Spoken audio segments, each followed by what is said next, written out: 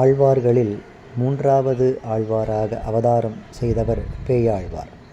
துலா சதபிஷக் ஜாதம் மயூரபுரி கைரவாது மகாந்தம் மகதாக்கியாதம் மந்தேகம் நந்தகாம்சகம். பேயாழ்வார் ஐப்பசி மாதம் சதய நட்சத்திரம் விஜயதசமி கூடிய நன்னாளில் மயிலாப்பூரில், அதாவது திருமயிலையில் கிணற்றில் அவதாரம் செய்தவர். அல்லி புஷ்பத்தில், அல்லி மலரில் அவதாரம் செய்தவர். பேய் அப்படின்னா பேய்த்தனமான பக்தியை உடையவர் அப்படின்னு பொருள். பல்லாண்டு பல்லாண்டு பல்லாயிரத்தாண்டு என்கின்ற பாசுரத்தில் இறுதியாக சேவடி செவ்வு திருக்காப்பு அப்படின்னு முடியும். சேவடி என்கின்ற சொல்லை நம்ம பிரித்து பார்த்தோன்னா செம்மை ப்ளஸ் அடி. செம்மை என்றால் சிவந்த, அடி என்றால் பாதங்களை உடையவர். சிவந்த பாதங்களை உடைய பெருமாள் அப்படின்னு பொருள். அதே போல் பேயாழ்வார், பேய் என்கின்ற சொல்லை நாம் பிரித்தோம்னா பெம்மை ப்ளஸ் ஆழ்வார். பெம்மை என்றால் பெருமை, பெருமை உடைய ஆழ்வார் பேயாழ்வார். இவருக்கு என்ன பெருமை அப்படின்னா, முதல் ஆழ்வார்கள் மூவரிலேயே இவர்தான் முதலில் பெருமாளை தரிசனம் செய்தவர்.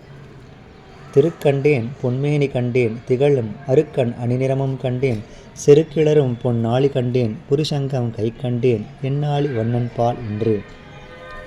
முதல் 2 ஆழ்வார்களும் விளக்கேற்றினார்கள். மூன்றாவது ஆழ்வாராகிய பேயாழ்வாரோ முதலில் பெருமானை தரிசிக்கிறார். திருக்கண்டேன், மகாலட்சுமியை நான் பார்க்கின்றேன். பொன்மேனி கண்டேன், தங்கத்தால் ஜொலிக்கக்கூடிய மேனியை நான் பார்க்கிறேன்.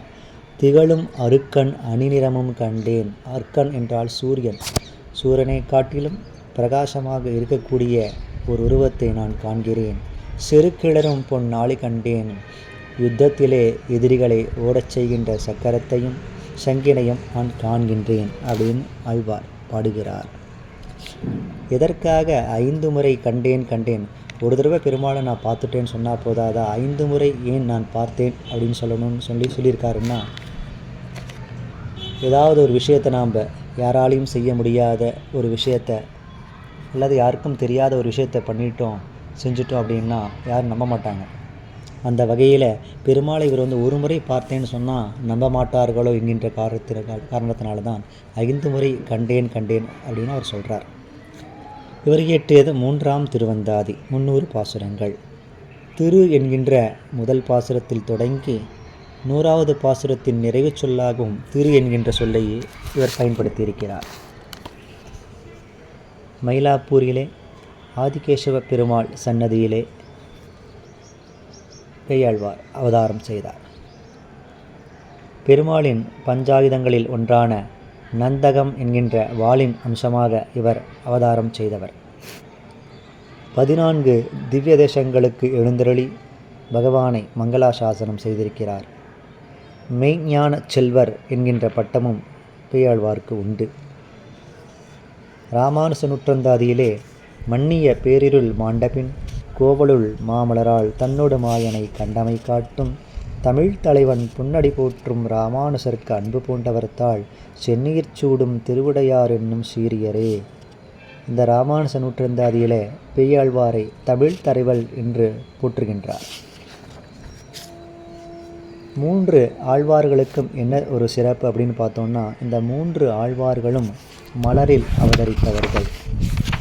பெருமாளின் ஆயுதங்கள் 5 பஞ்சாயுதம்: கதை, வில், சங்கம், சக்கரம், வாள். கதைக்கு கௌமோதகி என்றும், வில்லுக்கு ஷார்ங்கம் என்றும், சங்கிற்கு பாஞ்சஜன்யம் என்றும், சக்கரத்திற்கு சுதர்சனம் என்றும், வாளுக்கு நந்தகி என்றும் பெயர். இவ்வாறு நந்தகி என்கின்ற வாளின் அம்சமாக அவதரித்தவர் பேயாழ்வார். நம் அனைவருக்கும் பேயாழ்வாரின் அனுகிரகம் கிடைக்கட்டும்.